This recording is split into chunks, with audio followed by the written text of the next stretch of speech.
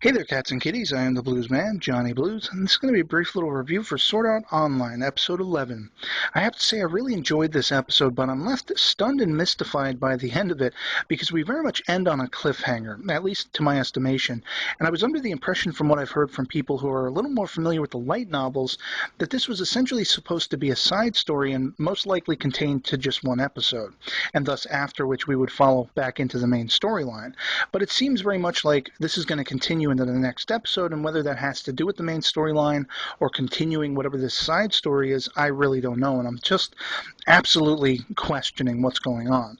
But essentially, we pick up right where we left off. Kirito and Asuna have made good on their promises to each other, their vows. They are married, and they're taking some time off.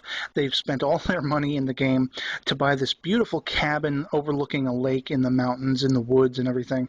And this is where they go back to spend time together. It's very sweet and romantic. They've found somebody to attach to in this game that is, somewhat of an equal, and basically decide to take a day off. And Kirito has something up his sleeve, as he always does.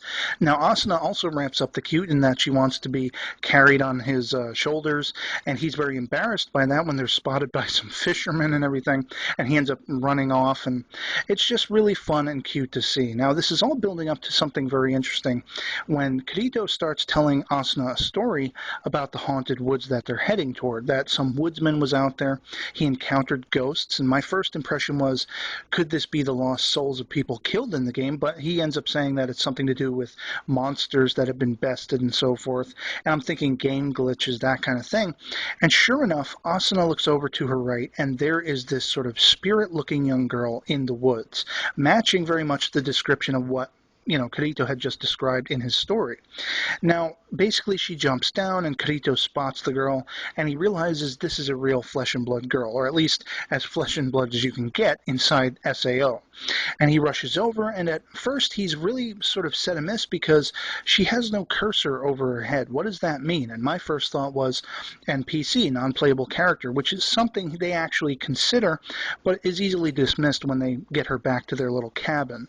Now, many hours are spent with this little girl, sort of just passed out, and Asuna is very concerned with her, to the point that she lays in the same bed with her and just tries to comfort her, and we see the little girl sort of smile in reaction to this, in a haunting way, I have to say. And when finally she wakes up, she's actually quite amnesiac. She can't remember how she got out into the woods, whether she has parents, guardians, or friends even. She only just barely remembers her own name, which she tells them is Yui.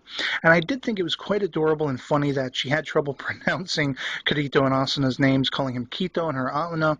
But I think that could also spell something deeper and darker to do with this character, because a lot of things .hack related come to mind, but I'm getting ahead of myself. Essentially, we follow this with her calling them mommy and daddy, and that was the only thing that gave me some qualms in this episode, was the fast turnaround that they just basically accept that and say, yes, we're your mommy and daddy, we're your caregivers for now.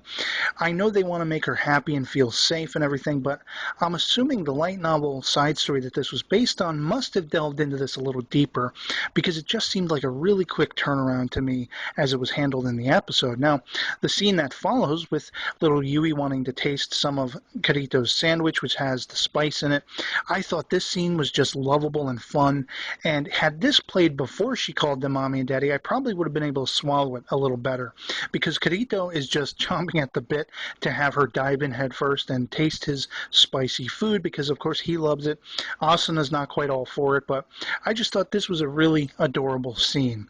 Now, of course, because they are genuinely concerned for this little girl, they go back to the town of the beginnings, or whatever it's called, where the whole game started, and they were initially told back in episode 1 by the game creator what this is all about, that they're all in here, life and death and all of that. And they stumble onto something that really got my notice, got my attention, which has to do with the army in the game, this self-appointed group that basically claims to be doing what they're doing, trying to help people in the game. This group has basically taken to strong-arming weaker players out of their money and their goods for their righteous claims of wanting to help people and save people in the game. So they are very much criminals. intentional in what they're doing. And Kirito and Asuna, being the noble characters that they are, they will not stand for this. Asuna opens up a can of whoop-ass on the leader of the army to get them packing, to basically save this group of 3 children who are, being cornered by the army and their teacher or caregiver or whatever it was. And this is where we get to that cliffhanger where the little girl who's sitting on Kirito's back and starts reaching up to the sky saying something about everyone's hearts, hearts of the lost or whatever it was. And that's where we end. So, of course, a bunch of stuff is coming to mind to do with .hack, as I said, as far as could she be an AI, like in the .hack game, The World. They stumbled onto this little AI that was supposed to be constructed by the game creator to look like his daughter and all of this stuff, and the AI would help the players in the game and so forth. Or could it be that this is a player who, ended up being killed or supposedly killed and ended up getting brain damaged instead of actually dying, or something more sinister? I think it's of note that her character appears in the opening credits with a sort of ethereal glow around her, and I don't know what that means. And I'm really left mystified, as I say, by the end of this, because I have no idea what this has to do with and how this is going to play out, what impact this character Yui is going to have on them, what her purpose is, how she was brought into this world, whether she is a player or not. I mean, for all I know, she could be related to the character Sachi that was killed episodes back, that just impacted and really moved Kirito to want to stay away from people because he kind of blamed himself for her loss and the loss of the guild she was a part of. I really don't know. But of course, I'd love to hear from you guys in the comments below or as a video response. Especially those of you who have read the light novel story that this is all based on, are they sticking pretty close to it, or are they sort of taking liberties? What got left out, if anything? And, as non-spoilery as possible, what should I be expecting for the next episode? So that's going to be pretty much it for me on this one. I enjoyed it, but I can't wait to find out how this all concludes next week. And otherwise, that's going to be it from me. So I'll catch you later. Peace.